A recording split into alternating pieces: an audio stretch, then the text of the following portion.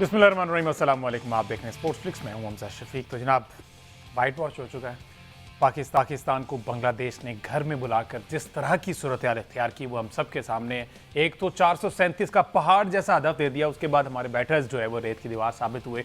All तो अगर ये देखा जाए इंडिविजुअल परफॉर्मेंस की बात की जाए तो शान मसूद ने 71 रन की सेकंड इनिंग्स की 71 रन की इनिंग्स खेली, बाबर आजम ने 47 रन की इनिंग्स खेली, सलमान अली आगा ने 71 रन की इनिंग्स खेली, मोहम्मद रिजवान ने 94 रन की इनिंग्स खेली, उसके बाद साजिद खान ने 28 रन की इनिंग्स खेली। इंडिविजुअल देखा जाए तो ठीक है, लेकिन 437 जैसा पहाड़ जैसा हदफ जो है वो देखकर ही शायद इनकी जो है ना वो कांपे टांग गई थी और ये सूरत हाल बन गई, जिसकी वजह से पाकिस्तान ये सीरीज हार गया है, वाइट वॉश हो गया है। इससे पहले बांग्लादेश पाकिस्तान में आके पाकिस्तान को हरा कर गया, वाइट वॉश करके गया, और अब अपने घर बुलाकर उन्होंने वाइट वॉश कर दिया। बहुत से सवाल आते हैं और इवन कप्तान ने खुद कह दिया कि जनाब ये किसी को इस्तीफा देना या इस तरह की इससे नहीं है, सोचना पड़ेगा, देखना पड़ेगा कि आखिर गलती कहाँ पे हो रही है। वो सबको पता गलती कहाँ पे हो रही है, लेकिन वो मानने से इनकारी है। तमाम हाई लेवल मैनेजमेंट जितनी भी है ना, वो मानने से इनकारी है कि नहीं ये नहीं होगा, इसके अलावा जो भी करना है अब वो करते रहे। बहरहाल 94 रन की इनिंग थोड़ी सी मजामत की मोहम्मद रिजवान ने दूसरी इनिंग्स में आके, हालांकि जो इनको पहले करना चाहिए था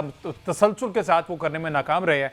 तो अब जो मेरे पास सामने लाइन लिखी हुई है वो ये है कि शिकस्त से दिल बर्दाश्ता होकर शान मसूद जो है वो मुस्ताफ़ी होने का सोच रहे हैं। तो अभी भी अगर सोच रहे हैं ना, क्योंकि 16 टेस्ट में से 12 टेस्ट मैचेस इनकी कप्तानी में पाकिस्तान हार चुका है, तो अगर अभी भी सोच रहे हैं ना तो फिर इन्ना लिल्लाहि व इन्ना इलैहि राजिऊन। इनको तो उसी मौके पे कह देना चाहिए था कि भाई मेरी तरफ से इतना ही है, मैंने जो करना था वो कर लिया है, अब जो है जो पीसीबी बेहतर समझे वो कर सकता है और मैं इससे स्टेप डाउन कर रहा हूँ, जरा अच्छी बात होती। बहरहाल 8वें नंबर पर चली गई है।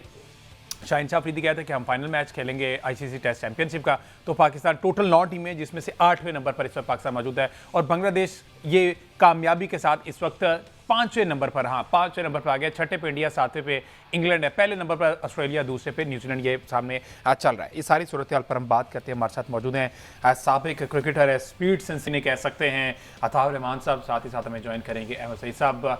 बहुत शुक्रिया आप दोनों का। अता साहब अस्सलाम वालेकुम, वेलकम टू द शो। वालेकुम सलाम। अता साहब, फास्ट बॉलिंग पाकिस्तान का असासा हुआ करता था, लैंड ऑफ पेसर्स कहा जाता था। अभी एक साफी ने ट्वीट किया हुआ था, वो बड़े मजे का ट्वीट था, उसमें उन्होंने लिखा हुआ था कि ये भागकर आकर, मतलब दौड़ लगाकर आके स्पिन करवाने से अच्छा है कि आप सोचें कि हमारे फास्ट बॉलिंग डिपार्टमेंट को क्या हुआ है, दौड़ लगा के आगे स्पिन कर देते हैं। सर, एक टाइम था आपका टाइम, वो क्या पीक टाइम पाकिस्तान क्रिकेट ने देखा हुआ है कि 6-6 फुट कद होते थे माशाल्लाह, और बॉल ऐसे कराते थे कि नजर नहीं आता था। और अब जो है 6 ओवर करवाने के बाद हमारे जो नौजवान खिलाड़ी हैं, प्रीमियम फास्ट बॉलर हैं, वो थक कर 135 पे गिर जाते हैं, 125 पे गिर जाते हैं। आपके नजदीक क्या मसला क्या आ रहा है?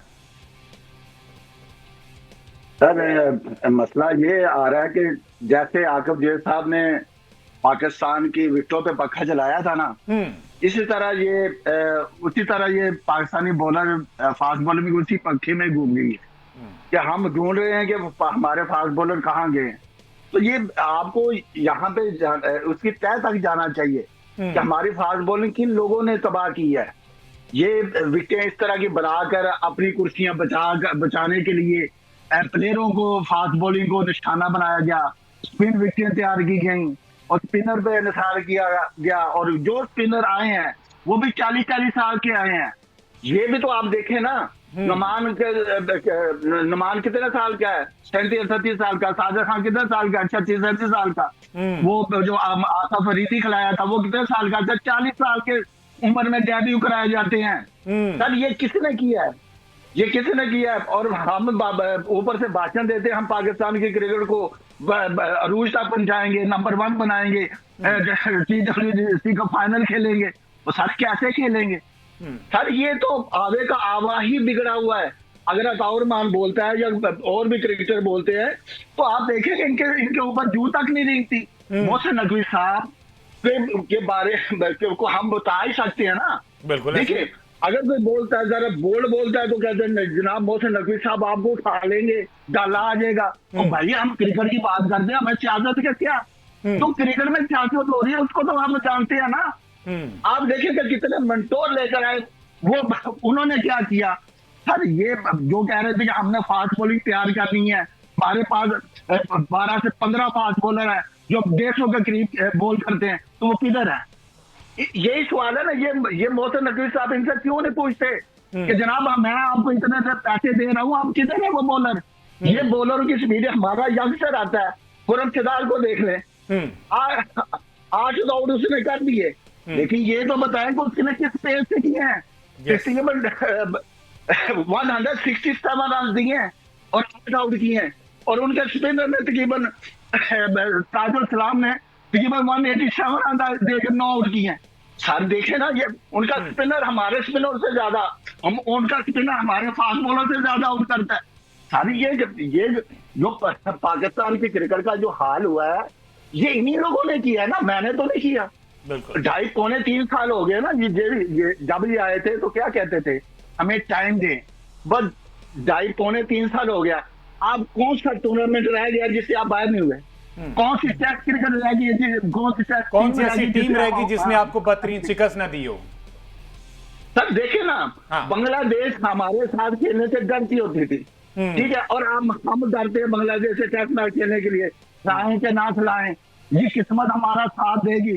देखे ना, कोच भी लेकर गए है ना, तो वो क्या कहते हैं, ये हमारे फास्ट बॉलर ने बॉलिंग बहुत अच्छी की, अनफॉर्चुनेट वो अनलकी रहे, तो उनके बॉलर भी लकी रहे ना। देखे ना, ये अगर किस्मत की बात आती है तो किस्मत में आप ये है कि गंजा भी कह देता है मेरे सर पे बाल नहीं है, मेरी किस्मत में यही था। तो सारी ये किस्मत बनाई जाती है, किस्मत बनाई जाती है।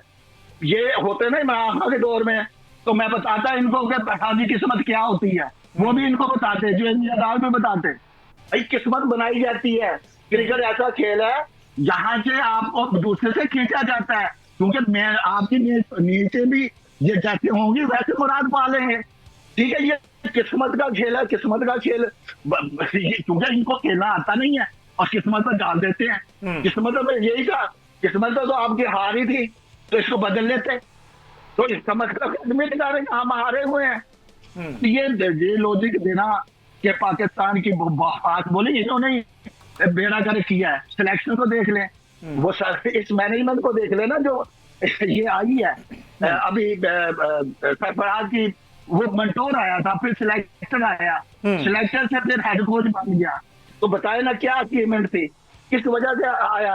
आपके जो जितने भी कोचिंग स्टाफ है, माइक हैसन से लेकर, वो तो क्रिकेट खेला नहीं हुआ, आपने उनको देखे ना, मैंने थोड़ी बनाया है। ये कसूरवार कौन है? मोहसिन नकवी साहब है ना कसूरवार।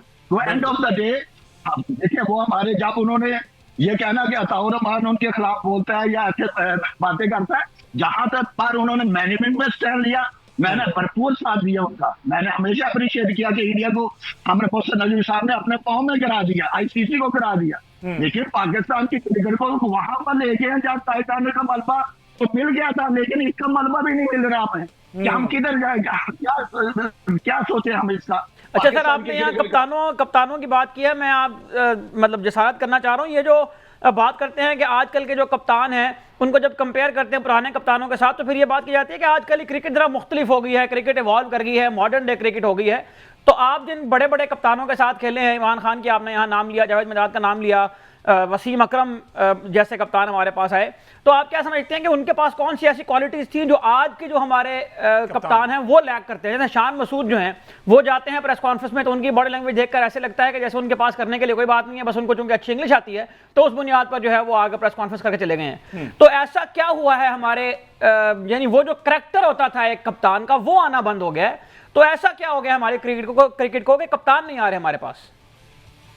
देखिए, जो आपने बात की है ना, ये पाकिस्तान की क्रिकेट जो बदली है, जो कह रहे थे क्रिकेट बदल गई है, ये हम सिर्फ पाकिस्तान में बदली है, कहीं और नहीं बदली। इंडिया में बदली है, इंडिया तो क्या 2 बल्लों से बैटिंग कर रहा है, इंडिया तो 2 से बॉलिंग कर रहा है, और क्रिकेट तो वही है। क्रिकेट में तो कौन सी चीज नहीं ईजाद हुई है, यही तो रोना है पाकिस्तान का, यही तो हमारा रोना है। हम ट्रक की बत्ती के पीछे लगा रहे हैं कि क्रिकेट चेंज होगी, और क्रिकेट तो वही है, वही पेस वो आउट कर रहे हैं। आप वही, आपकी उतनी पेस नहीं है जिसकी वजह से आप आउट नहीं कर। कप्तान आपका क्या कहता है, कप्तान आपका 20 टेस्ट मैचों में 1100 स्कोर है, और बैटिंग इस मैच में आप देखें तो कप्तान को होता है कप्तान होता है लीडर, वो फ्रंट पे लीड करता है, ठीक है। तो वो फ्रंट पे धोनी लीड नहीं करता था, जहां जरूरत पड़ती ऊपर आता था। आपका कप्तान ओपनर है ना, आपने अब्दुल्ला फजल को भेज दिया, वो तो यंगस्टर है, ने पहला मैच खेला है। तो इसका मतलब ये हुआ कि आपका कप्तान ही डरपोक है। बांग्लादेश साउथ अफ्रीका में आपने देखा वो 16 टेस्ट मैच में से 12 हार गया है। बिल्कुल ठीक है, और फिर कहता मैं कप्तान हूँ। और भाई इसमें क्वालिटी, लीडरशिप क्वालिटी नहीं है। बिल्कुल भाई ठीक जो कप्तान होता है वो तो एग्जाम्पल होता है, एग्जाम्पल होता है और वो फ्रंट से लीड करता है था साहब। और हमने माजी में देखा है कि ऐसे कप्तान पाकिस्तान के पास रहे, लेकिन ये वाकईतन एक डरपोक कप्तान, ना सिर्फ ये बल्कि माजी करीब में भी इस तरह के कप्तान हैं जो खुद डिसीजन लेने में नाकाम दिखाई दिए। मुझे एक ब्रेक लेना, ब्रेक से वापस आते तो इसी कप्तान के बात करेंगे। उनका कि तब्दीली से ज्यादा टेस्ट क्रिकेट में बेहतरी के लिए सोचना होगा। ऐसे कौन से पॉइंट्स वो हाईलाइट करना चाह रहे हैं जो अभी खुल के बोल नहीं पा रहे, लेकिन उनको पता है कि मसला यहां पर आ रहा है। इसको डिस्कस करते एक ब्रेक के बाद स्टे विद अस।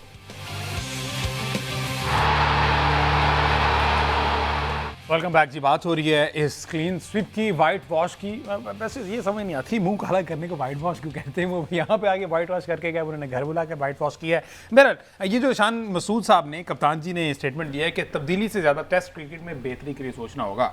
हेमो सही साहब, क्या लगता है इसका क्या मतलब होगा? वो कुछ चीज़ें पॉइंट करना चाह रहे हैं लेकिन शायद खुल के कर नहीं पा रहे।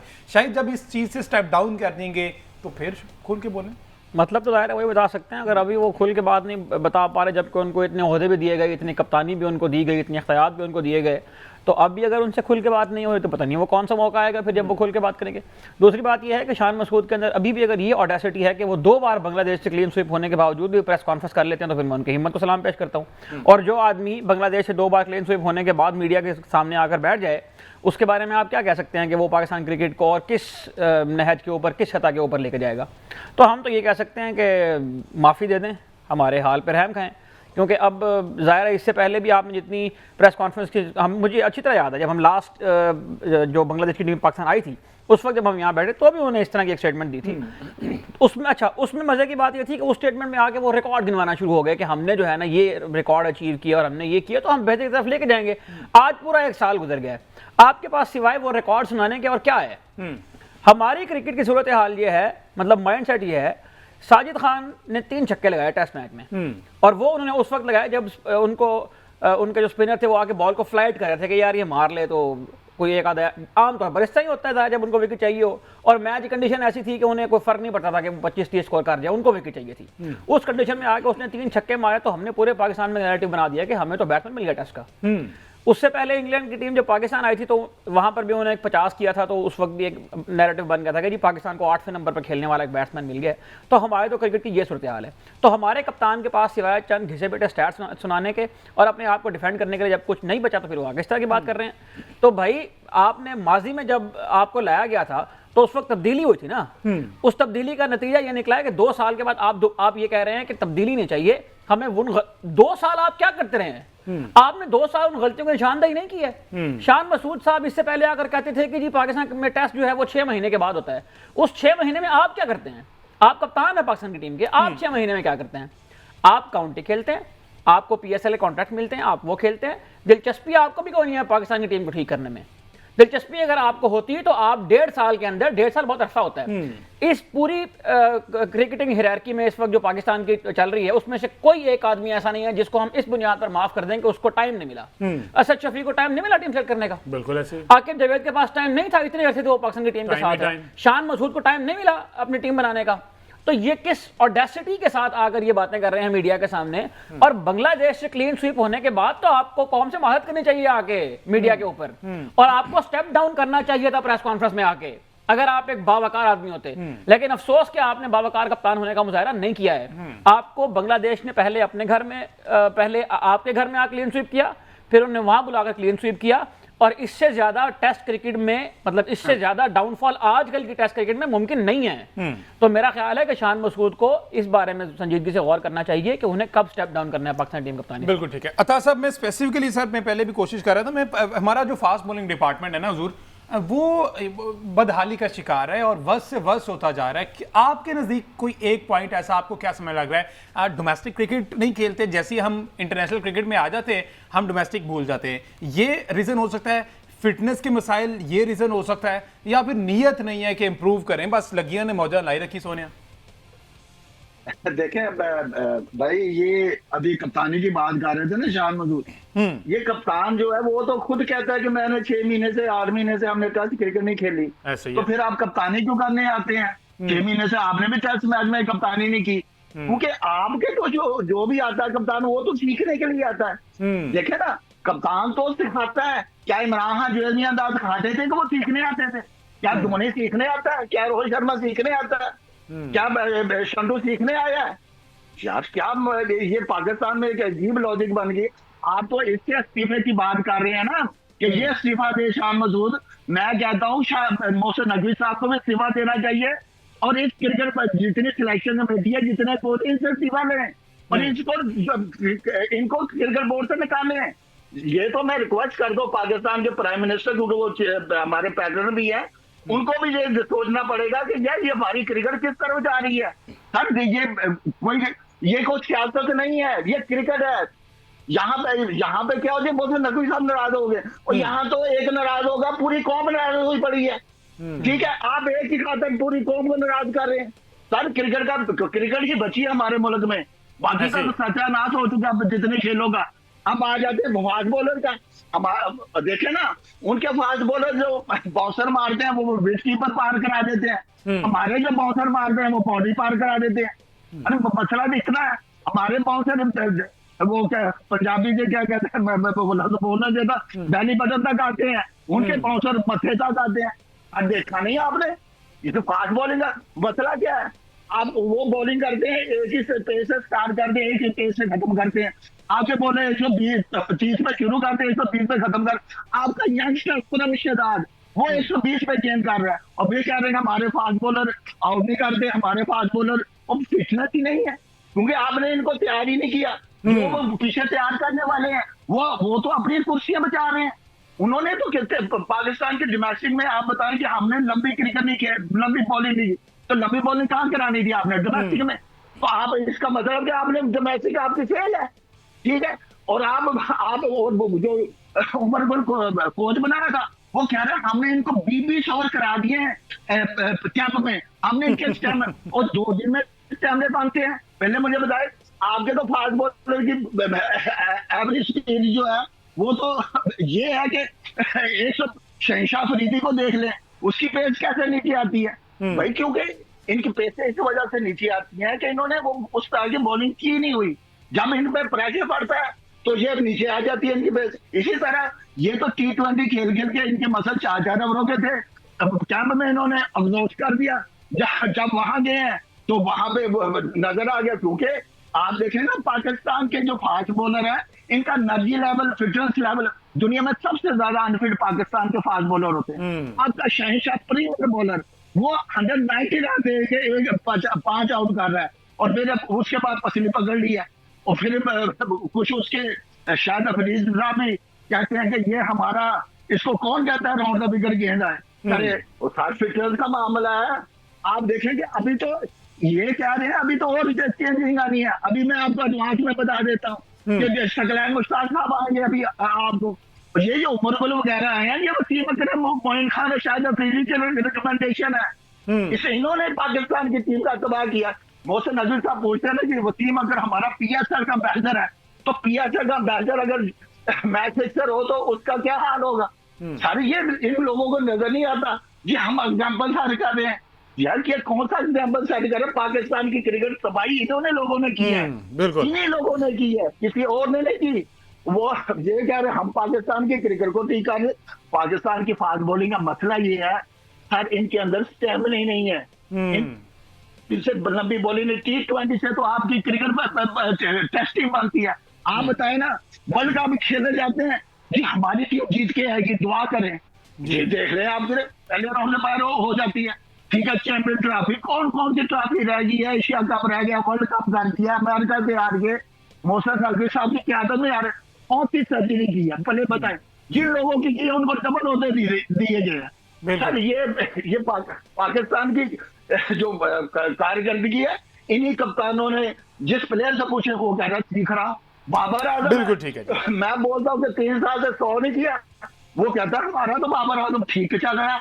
हम आप देखेंगे PSL में था, और PSL तो पाकिस्तान का वो ब्रांड है जो वेटरन ब्रांड है, रिटायर शुदा प्लेयर आपके यहाँ खेलते हैं, 40 साल का, वो सीधा आके खेला कि नहीं खेला? बिल्कुल ऐसी है, बिल्कुल ऐसी है था सब। ये आवे कावा बिगड़ा हुआ है। जब तक शॉर्टर फॉर्मेट से जान नहीं छुड़ाई तब तक कोई बेहतरी की उम्मीद नहीं। डोमेस्टिक पे जब तक फोकस नहीं किया जाएगा बेहतरी की कोई उम्मीद नहीं। बहरहाल एक ब्रेक लेना, ब्रेक से वापस आते हैं। तो अब जरा ऑस्ट्रेलिया सीरीज पे बात करते हैं जिसका आगाज होने जा रहा है 30 मई से, और 23 मई को ऑस्ट्रेलियन टीम जो है वो पाकिस्तान पहुंच जाएगी।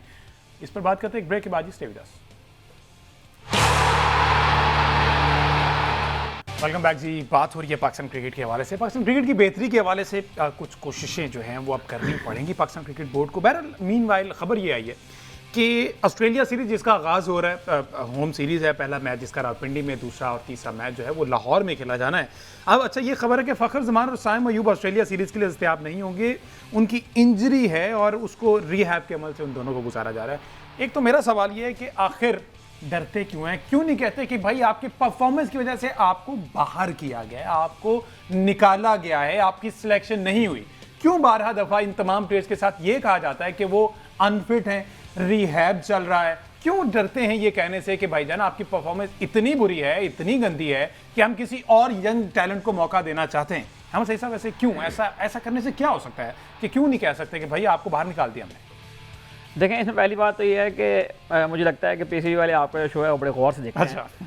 क्योंकि इससे कल तक जो खबरें थी वो ये आ रही थी कि इनको इंक्लूड किया जाएगा सीरीज के अंदर, लेकिन कल जब आपने अपने शो में इसके ऊपर बात किया तो फिर अब मेरा ख्याल है कि उन्होंने अपना नैरेटिव बदला है। तो आज जो है वो ये बात होना शुरू हुई है कि इन दोनों प्लेयर्स को जो है वो पाकिस्तान की टीम के लिए स्क्वाड का हिस्सा नहीं बनाया जाएगा, और बहाना जो है वो यही बताया गया कि फिटनेस और रिहैब बहुत सारी माजी में जिस भी प्लेयर को ड्रॉप करना होता है।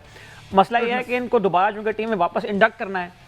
अब इंडक्ट करना इसलिए भी ज़रूरी है, देखें 2027 में जो है वो 50 ओवर वर्ल्ड कप खेला जाना है, और अब जो हम जितनी भी 50 ओवर सीरीज खेलेंगे वनडे की, उनसे पहले आपको ये सुनने को मिलेगा कि हम वर्ल्ड कप की तैयारी कर रहे हैं, जैसा कि आमतौर पर होता है पाकिस्तान में।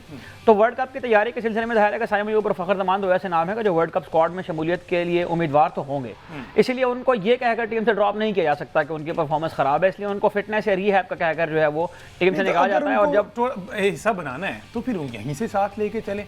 ये हमेशा यही होता है कि आपकी पाइपलाइन में होता है, ये कहा जाता है पाइपलाइन में है, लेकिन उससे पहले की जितनी भी सीरीज होती है उनमें उनका नामो निशान नहीं होता, और एंड वर्ल्ड कप मौके पे जब आता है तो वो बंदा सामने नजर आ जाता है। सबसे पहले तो उस पाइपलाइन की सफाई करवाएं जिसमें बहुत सारे प्लेयर फंसे हुए हैं। असल मसला ये है कि उस पाइपलाइन के आगे आपने 5, 6, 7 सीनियर ऐसे लगाए हुए हैं जो सीनियर जान छोड़ेंगे, जगह बनेगी तो पीछे से पाइपलाइन में आने वाला प्रोडक्ट जो है वो पाकिस्तान की टीम की नुमाइंदगी कर पाएगा।